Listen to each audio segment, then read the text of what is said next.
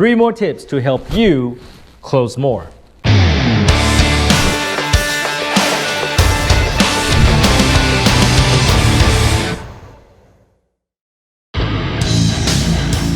Hey, Tom Peng, love what you're doing on your channel, buddy.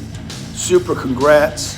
You know, giving your time and energy to nonprofit business channel. Look, man, keep driving that audience. So Tom Peng, look forward to spending some time with you. I know you got the right mindset, so I'd love for you to share some of that from the big V. God bless, be great. 10X. I offer a lot of sales tips in my channel. There's a lot of videos. There's like 3 tips here, 3 tips there, 3 tips to close more deals, 3 mistakes in sales, 3 tips to help you, XYZ, right? So I want to offer you another 3 tips. This time I want to offer you 3 more tips to help you close more deals. Because, closing deal is crucial to any business. If you're a business owner, if you're a salesperson, it ultimately defines your income. If you can't close deals, you have no fucking money, right? So you gotta close more deals, and that is really your mission. You need to go out and tell your prospects, your customers, why they need to pay you the money so that they can solve their problems.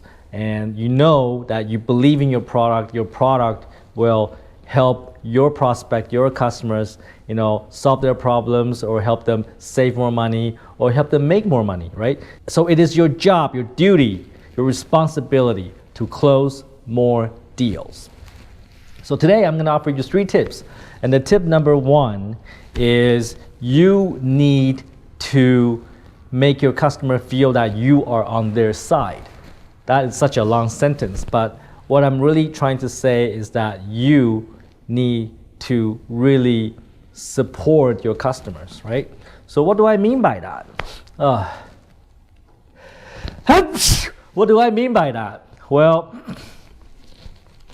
I mean, like, your customers are not gonna buy from you if they don't feel that you're on their side. If they just feel like you're trying to get money from them and then you're gonna run away, they will not spend the money on whatever you're selling, right? It also depends on what you're selling. If you're selling something really, really cheap, they don't really care. They just buy the product and go. They never talk to you again. But if you're selling something more complicated like e-commerce, or if you're selling something that's, that you need to support after they buy the product, then they really need to believe that you're gonna be around. So if they believe no matter what happens, you're gonna be there to support them, back them up, help them to be successful, solve their problems, then they're more likely to make that purchasing decision and buy the product from you. Let me give you some examples, all right? Because we always communicate better with stories and examples, right? So for example, right?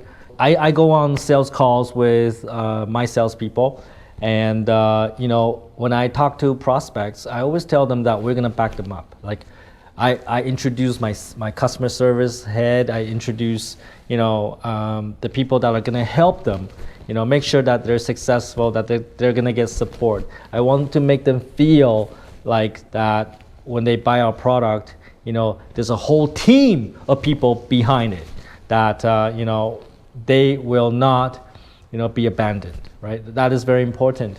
And I always tell my prospect, I'm the CEO, but you call me. If you have got any problems, you call me, all right? Here's my number, you call me. No matter what problem you have, with our product, how to help your business, how to give you better strategies, you call me. That's very important. They gotta feel that you are on their side, right? That you're not just gonna take their money and run away. That is a very, very important thing that you must make your prospect feel before they will hand you the money. So the number 2 tips I wanna offer to you today is that, understand what closing is, right? In our company, for example, we have different levels of sales. We have qualifiers, we have closers, right? So qualifier is somebody that contact the prospect. A closer is somebody that closed the deal. But what does that mean, right? Well, closer does many, many different things. Salespeople do many, many different things. Salespeople sometimes go out and find customers. They do presentations. They follow up with the customers, they call them until they buy, right? But it is not a done deal until the customer pays, until that deal is closed. You must have closing skills. And what are closing skills? Well, basically asking for money, getting the contract signed, getting the deal done. And I often find that is a skill set that Vietnamese salespeople lack. They're really good at giving presentations. They're good at calling the customer. Oftentimes I see our salespeople giving a great presentation, and at the end everybody's like, oh wow, this is so cool, this is so good, okay, bye-bye, and then they go their separate ways and there's no deal. You always close the deal. And what does that mean, closing the deal? That means, when the customer, when the prospect is really like in the moment, they believe in your product, they really, really think your product will help them.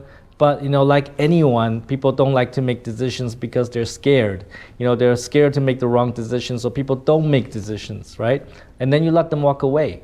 And then when they walk away, they cool off, right?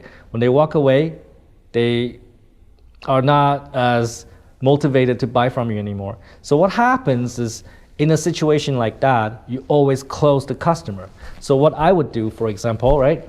I would answer customers' problems, and once they really believe, once they understand what our product can do for them, right, they're like, holy shit, this product is so good. Why is it so cheap? And that would be my cue to say, well, why don't we sign the contract right now? And you bring out the contract, you put out a pen, and you put the pen in their hand and say, sign it, right? And then that's how you close the deal, right? You never miss that last step. Because you can be really good in your entire sales cycle, from prospecting to presentation to follow up, but if you don't do that final step, remember, your prospect will not proactively sign a contract for you, right? They are always waiting for you to push them, and you do have to push them to get them across that line, cross that boundary, so that they sign a contract. Once they sign a contract, it's a deal. I've never seen a case where they sign a contract, they don't pay. Never, not even in Vietnam. So once they commit to it, they will pay. And that closing step is very, very important in sales. And that's what differentiates salespeople and closers, right? Closers close the deal, right? They get people to sign and get the money, right? So tip number 3 on how you can close more deals is that you have to understand what the customer problems are. A lot of salespeople, right? They go into a presentation, they say, well, our product is so good, we can do this, we can do that, we got call center, we can create website in 10 minutes, you can create app in 10 minutes, we have payment, we have logistics, we have call center, we have this, and we have that, blah, blah, blah. They talk so much. And then the prospect is like all dizzy, wow, you have so much, but we haven't really answered the question of why they're here in the first place. The prospect is talking to us or talking to you for a reason. They need something. They have a problem, right? And you need to address the problem. So you need to figure out what their problem is. And oftentimes salespeople don't understand how to find out what the problem is. And to find out what problems they have, you gotta ask the right questions, right? So it's a skill. It's a skill that needs to be developed. So you gotta have a keen sense when you talk to the prospect. You need to find out what their problems are. So here are their problems, and the product you're selling, the solutions are here, and you need to explain to them how the products can solve their problem, right? Once they have a full understanding of that, then it's an easy sale. Because once they understand how your product will solve the problem, they don't argue about price anymore, and they get really excited and they're ready to make the purchasing decision. But until that point, they will always be in doubt. Does this actually help me? They don't know. But when you explain it in a clear way that your products solve their exact problem, sometimes they don't even know what problems they have, and you need to help them understand what problems they have so that you can solve them. So let me give you an example. So we go to customers, and we try to understand their business. How are they, doing sales today? Do they have a sales team? How are they doing presentation to their customers? And then we find out, hey, you know, their customers are all over Vietnam, right? It's hard for their salespeople to present their product to the customer. So we tell them, hey, you know what? We have a live stream feature. You can use this feature to demo your products to your customers no matter where they are, right? They're like, whoa, that's so cool. I've never seen this used like this way before. And then we understand more. Do you have a sales team? And then we try to probe like what other problems they have in their business. Do you have a sales team? Well, we have like a small sales team. How are you controlling the quality of the calls? How are you monitoring the salespeople? Well, we don't do that right now. Well, how's that working out for you? Well, it's not really effective. What if you have a call center? What if all your calls are recorded? What if like you can check all the phone calls from your salespeople? What if you can measure how much calls they make? Would that improve your business performance? Yeah. And then that deal, you know, is done quickly because they understand how the product can solve their problems.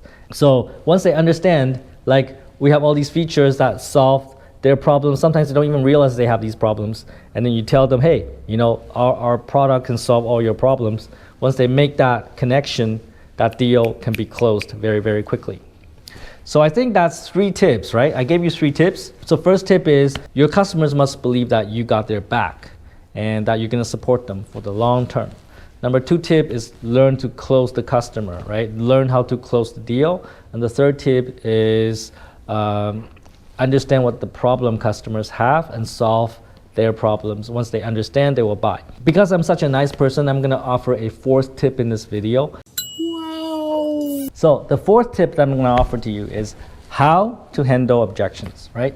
So I actually made another video about this. How do you overcome any objection? So go look for it. It's about how to overcome any objections.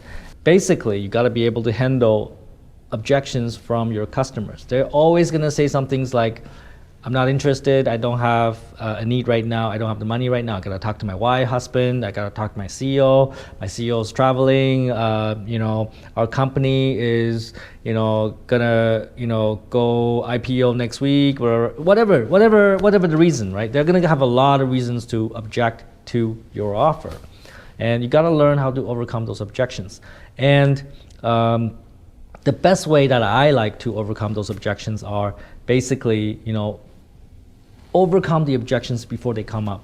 Don't let your prospect give you the objection. So before they even tell you what the objections are, you already overcome it. For example, maybe you're selling something that's really, really expensive, and you know, price is gonna be the main objection for most people, most of your prospect. So before they even tell you it's too expensive, right? You overcome the objection. You know, sir, I know it's like 50 million dong. I know it's a lot of money. You're agreeing with them. You know, it's a lot of money. But we do offer an installment plan. That's one way to overcome. Another way would be, but if you implement this process, if you buy this product, you can look at the return on investment. This is gonna make you 500 million dong in the coming 3 years. So you spend 50, get 500. Right? So whatever it is, you have to overcome the objection before they even come up with the objection. And that's generally how I like to handle objections, before they even come up. 3 tips, 1 new tip for you, you know, preempt their objections. And I actually made another video about that, you know, go look for it. So there are so many sales tips that I want to offer to you, and I think they can help you in your sales profession, and you can close more deals and use them. So take fucking action, and always do not be a fucktard.